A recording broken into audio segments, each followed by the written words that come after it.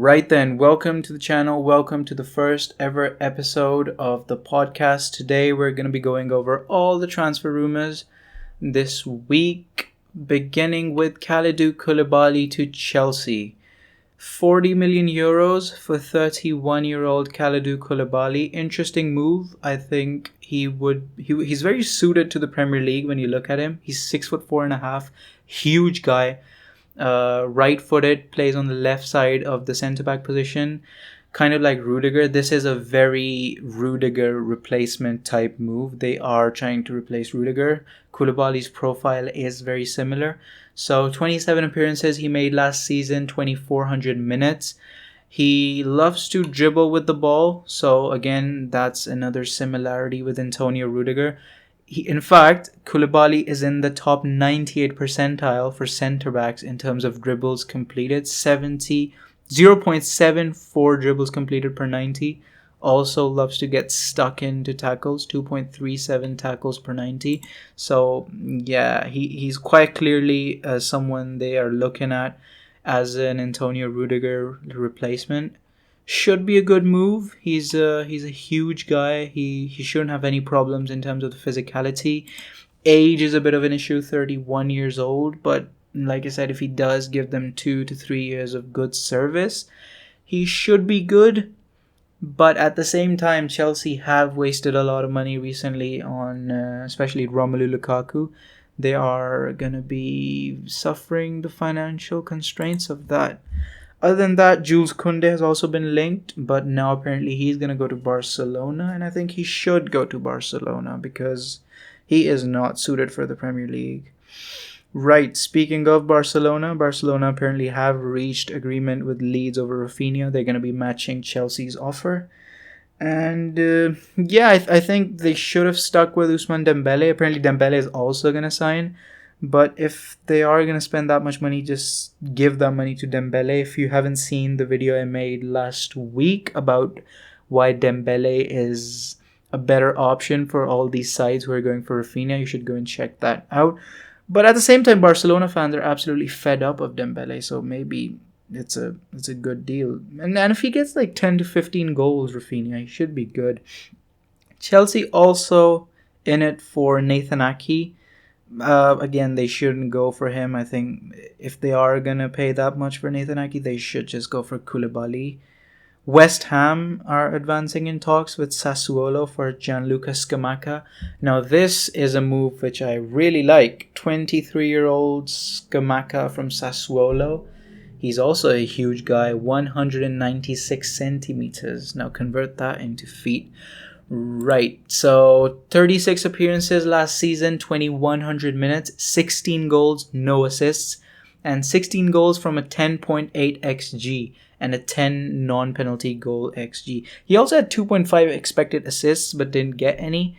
6'4.5", right-footed, again a huge guy, and he's gonna be trying to compete with Mikel Antonio. He is more of a striker than Antonio is. Antonio is a lot more techie, to say it. I don't know how to put this, but yeah, Antonio is a lot more technical. Scamacca is more of a huge striker, a classic number 9. Scamacca, though, he is a good player. He had a really good season in the Serie A. He is very strong at winning aerial duels, a very good finisher. Likes to play long balls and is a very good set piece threat. Of course, I do expect David Moyes to improve him a lot. David Moyes, I really like what David Moyes is doing at West Ham.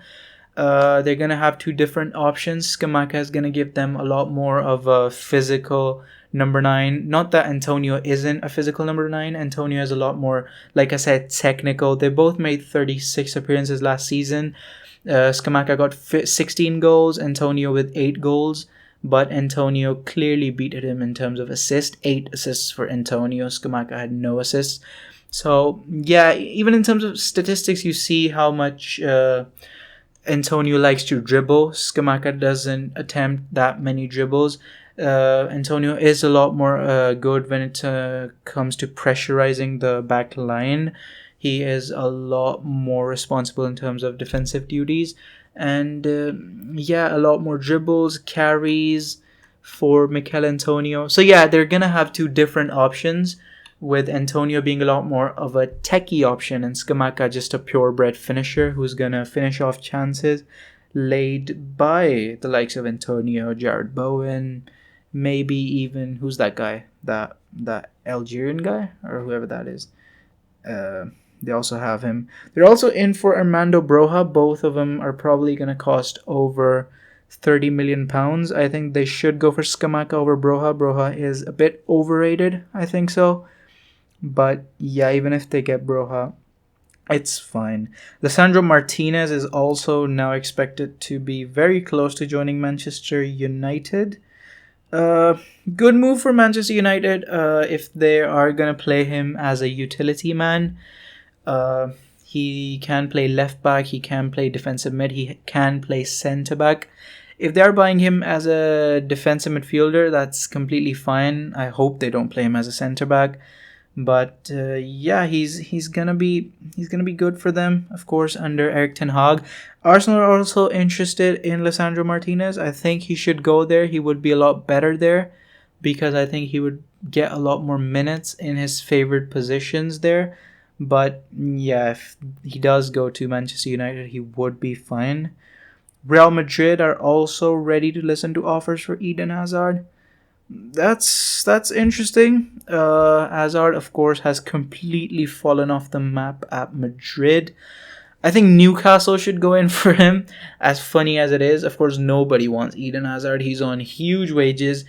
And Newcastle are doing very sensible business. They would never really buy Eden Hazard, but I think they should just throw a lot of money at him. They are very rich. It would be just fun seeing St. Maximin and Eden Hazard at St. James's Park, and the Geordies would worship him.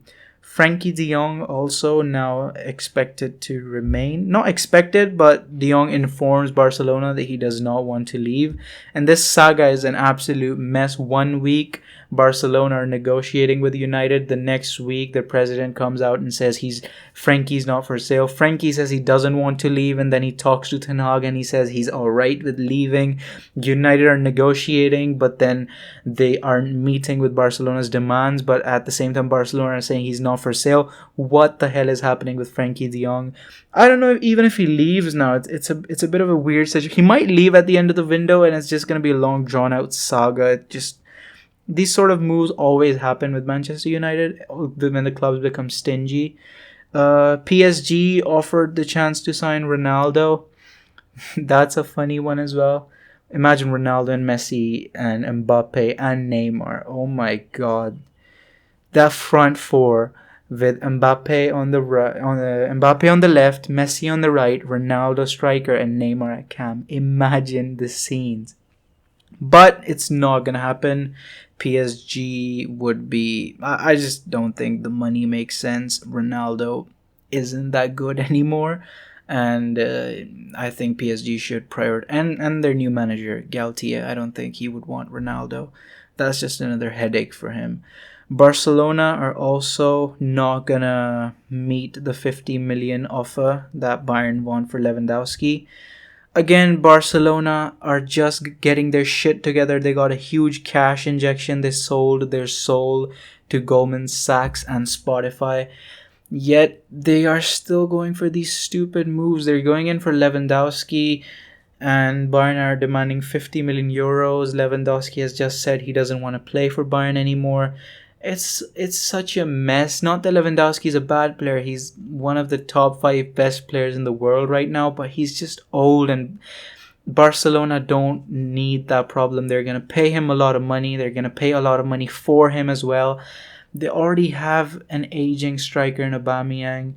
They just don't learn, do they? I think at a certain point you're just left with, I think Barcelona deserve this, right? Because they are just getting their shit together, right? After so long, they couldn't register players. They get this cash injection and they go out and do this type of stupid shit, and then they cry when they're in sort of financial drain. But yeah, they shouldn't go in for him. I hope they don't go in for him and someone else takes Lewandowski, someone like Chelsea. not that he should go to Chelsea. I think he should have stayed in Bayern and completed his whole career in Bayern. I think he should go to Juventus if he really wants to leave. Not that Pogba's there. It's just going to be a good resurgent story for Juventus. And Juventus likes to take old players who are agitating to go somewhere else. But with that, I think we have covered all the transfer rumors this week. Should be interesting to see what you guys think. And also let me know, how do you prefer the shorter form videos that we made last week or this longer type podcast?